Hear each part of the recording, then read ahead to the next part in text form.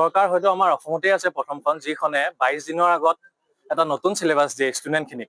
আমি এক বছৰৰ পৰা বেলেগ চিলেবাছ পঢ়ি আছো আৰু পৰীক্ষালৈ 22-23 দিন থাকোঁতে আমাক এটা বেলেগ চিলেবাছ দিছে। সেইকাৰণে আমি ৰণোজ পেগু ছাৰক লগো কৰিলোঁ।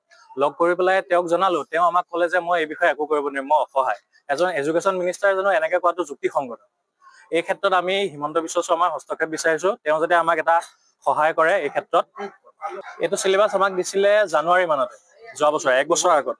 টেট কাম ৰিক্ৰুটমেণ্ট, যিটো গ্ৰেজুৱেট টিচাৰ আৰু পষ্ট গ্ৰেজুৱেট টিচাৰৰ। সেইটো কাৰণে আমি কমপ্লিট এক বছৰ চিলেবাছ মতে প্ৰিপেৰেশ্যন কৰি আছোঁ।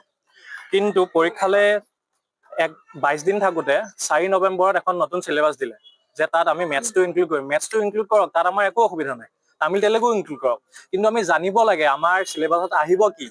আমি যদি নাজানোৱে আমি প্ৰিপেৰেশ্যন কেনেকৈ চলাম। পৰীক্ষালৈ 22 দিন থাকোঁতে সেইটো ক'লে। তাৰপিছত 5 তাৰিখে আমি একো কৰিব নোৱাৰাকৈ তেওঁলোকে নটিফিকেশ্যন দি দিলে যে 29 তাৰিখে এক্সাম আছে, যাতে ষ্টুডেণ্টখিনিয়ে একো প্ৰটেষ্ট কৰিব নোৱাৰে।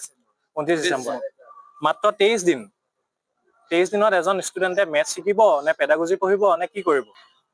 এটা নিয়ম থাকে ষ্টুডেণ্টখিনিক এপ্লাই কৰাৰ পিছত কমচে কম 3 মাহ সময় থাকে। সেয়াটো দিয়া নাইয়ে অসম চৰকাৰে। তাৰ উপৰিও এইবিলাক কৰিছে, জীৱনক লৈ পেলাই ধেমালি কৰিছে অসম চৰকাৰে।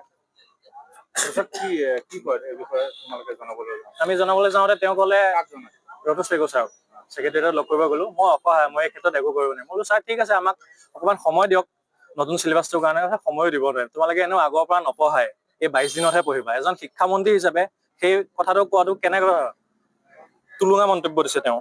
চাওক, এতিয়া আমাৰ চিলেবাছটো লৈ যথেষ্ট আমাৰ খেলি মেলি হৈছে। কাৰণ কিয়, যোৱাৰ বছৰে চিলেবাছ আছিলে, ধৰি লওক পেডাগজি আছিলে, আপোনাৰ ইংলিছ আছিলে, বাকী আপোনাৰ আছামিজ পিপল আছিলে। এইবিলাক চিলেবাছটো ঠিকে আছিলে, ঠিকে চলি গৈ আছিলে। আমি আইডিয়া কৰিছিলোঁ যে ডিচেম্বৰ মাহতে এক্সামটো হ'বগৈ। কিন্তু হঠাতে 4 তাৰিখে তেওঁলোকৰ ফালৰ পৰা এটা নটিফিকেশ্যন ওলাল যে মেথছৰ 15 নম্বৰ আহিব। তেতিয়াও আমি ভাবিছিলোঁ ঠিকে আছে, চাগে আমাক অলপ টাইম দিব। কিন্তু পিছদিনাখনে আকৌ এটা নটিফিকেশ্যন ওলাই পেলাই তেওঁলোকে ডেটটো কনফাৰ্ম কৰি দিলে যে 29 তাৰিখে, ডিচেম্বৰৰ এই 29 তাৰিখে এক্সাম পাতিব আৰু 15 তাৰিখৰ পৰা এডমিট দিব। এতিয়া চাওকচোন, হঠাতে আমি মেথামেটিক্সটো কেনেকৈ পঢ়িম? আৰু যিহেতু আমি এজন আৰ্টছৰ কেণ্ডিডেট, আৰ্টছৰ কেণ্ডিডেট, আৰু মই বিশেষকৈ ইংলিছৰ বিভাগৰ। ইংলিছত মেজৰলৈ মই পঢ়িছোঁ। এতিয়া বহুত দিন ধৰি মই এখন প্ৰাইভেট স্কুলৰ ইংলিছৰ শিক্ষকতা কৰিছোঁ। এতিয়া ঘপকৈ মই মেথছ কেনেকৈ পঢ়িম? এতিয়া আমি এটাই চৰকাৰক আমি দাবী জনাইছোঁ বা অনুৰোধ জনাইছোঁ, আমাৰ মুখ্যমন্ত্ৰী ডাঙৰীয়াৰ লগতে আমাৰ শিক্ষামন্ত্ৰী ডাঙৰীয়াক, যে যাতে তেওঁলোকে যাতে আমাক কিছু সময় দিয়ে। তেওঁলোকে যিটো চিলেবাছ দিছে আমি ঠিকে আছে, তাত আমি সেই চিলেবাছৰ মতেদি আমি পঢ়া শুনা কৰিম। বাট আমাক অলপমান টাইম লাগে, টাইমটো অলপমান বঢ়াই দিয়ক, যাতে আমি অকণমান পঢ়িবলৈ সুবিধা পাওঁ, যাতে আমাৰ কেণ্ডিডেটবিলাকে যাতে মানে সুকলমে এক্সামটোত পাছ কৰাত যাতে সহায় হয়।